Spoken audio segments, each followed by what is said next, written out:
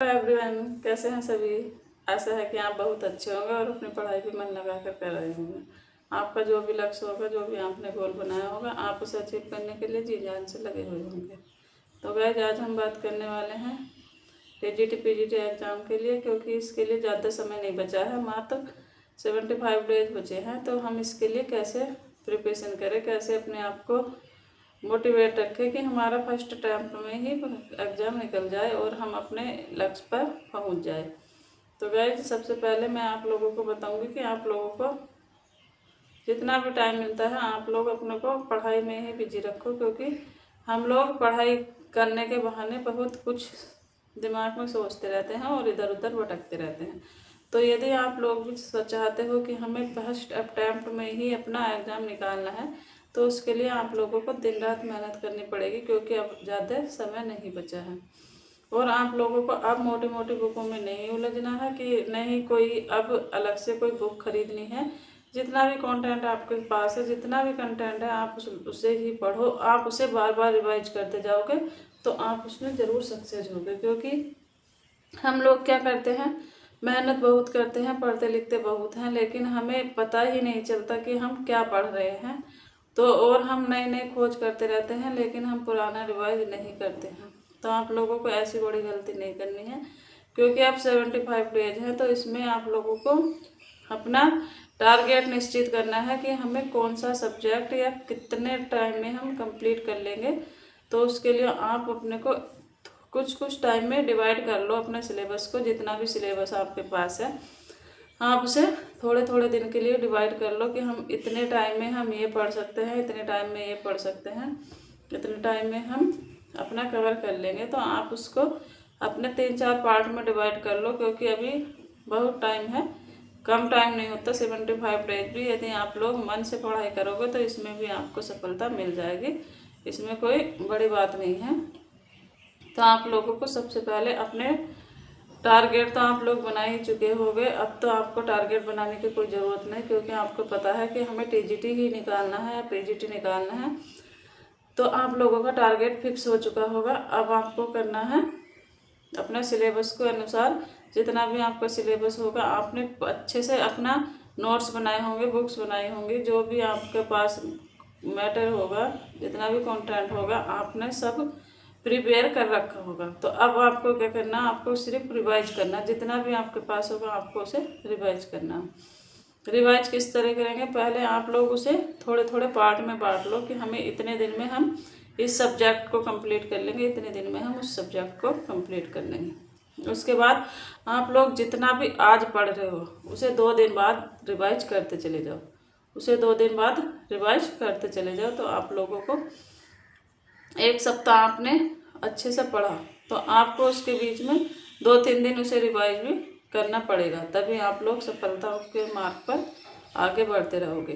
तो उसके बाद फिर आपको क्या करना, जितने भी आपने प्रीवियस ईयर के क्वेश्चन पेपर आपके पास हो, नहीं हो तो आप लोग डाउनलोड भी कर सकते हैं, या आप लोग कोई अनसोल्व पेपर ले सकते हैं और आप उससे अपनी प्रैक्टिस करते चले जाओ। आपको उससे प्रैक्टिस करनी है और अपने मेहनत के साथ साथ अपने प्रैक्टिस भी जारी रखनी है। मेहनत तो हम कर रहे हैं, हमें इतना पता है कि हम दिन रात पढ़ रहे हैं, लेकिन हमारा फोकस कहाँ है।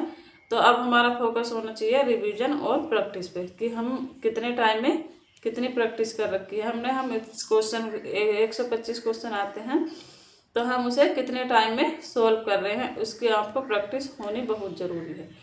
क्योंकि बिना प्रैक्टिस के, बिना रिवीजन के आप लोग सफल नहीं होगे। तो जब तक आप लोग अपना फोकस प्रैक्टिस पे और अपने रिवीजन पे नहीं करोगे, तब तक आप लोग आगे नहीं बढ़ोगे। क्योंकि अब ज़्यादा समय नहीं है, बस अब आपको ना ही कोई बुक खरीदनी है, ना कोई नोट्स खरीदना है, ना किसी का बैच भी लेने से कोई फ़ायदा नहीं है कि 2 महीने में कोई भी बैच नहीं करा देगा। अब जो भी यूट्यूब पर वीडियो आ रही हैं, आप लोग उसे भी देख सकते हो, और जितना भी आपने लिख रखा, जितना आपके पास नोट्स है, कोई भी बुक है, आप उसी से प्रिपरेशन करते रहो, तो आप बहुत आगे निकल जाओगे।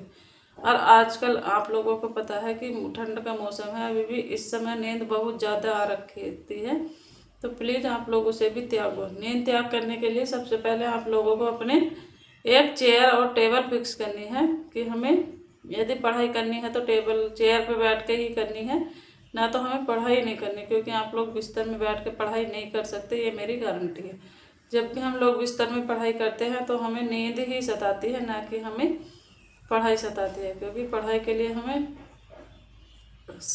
शांत मन से बैठना और अपने अलग रूम में बैठना बहुत अच्छा लगता है। तो जब भी आप लोगों को पढ़ाई करनी है तो प्लीज़ आप लोग ना अपने चेयर और टेबल पर बैठ के ही पढ़ाई करो। और जितना भी आप लोगों को जिस दिन पढ़ना है वो मैटर आप लोग उसका अपने टेबल पर रखो, ना कि इससे बार बार आपको उठना भी नहीं पड़ेगा। और जितना भी आपको ज़रूरत होगी आप उसे थोड़े भी टाइम में आप लोग उसे कंप्लीट कर जाओगे। तो आप लोगों को इतनी बड़ी गलती नहीं करनी है कि आपको बिस्तर में नहीं सोना है, क्योंकि आप लोग बिस्तर में सोओगे तो आप लोगों को नींद बहुत आएगी और आप उन सब लोगों से पीछे रह जाओगे जो रात के 3-3 बजे से 2-2 बजे से उठ के पढ़ रहे हैं और आप अभी भी 10 बजे तक सो रहे हो। तो इससे कोई आप लोगों को सफलता मिलने वाली नहीं है। तो सबसे पहले आप लोगों को अपनी नींद का भी त्याग करना पड़ेगा।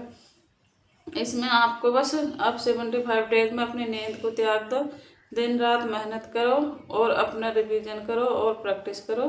बस इसमें ही आप लोग सफल हो जाओगे और एक सीट आपकी पक्की हो जाएगी। तो रिवीजन किस तरह करना है, जितना भी आपको टॉपिक पढ़ना है, जो भी आप लोग टॉपिक पढ़ोगे आप उसे 2 दिन बाद 3 दिन बाद रिवाइज करते चले जाओ और अपने टॉपिक को क्लियर करते चले जाओ। सिलेबस को भी आप अपने 2-3 पार्ट में बांट लो कि इतने दिन में हम इस सब्जेक्ट को पढ़ेंगे, इतने दिन में ये हम कवर कर लेंगे।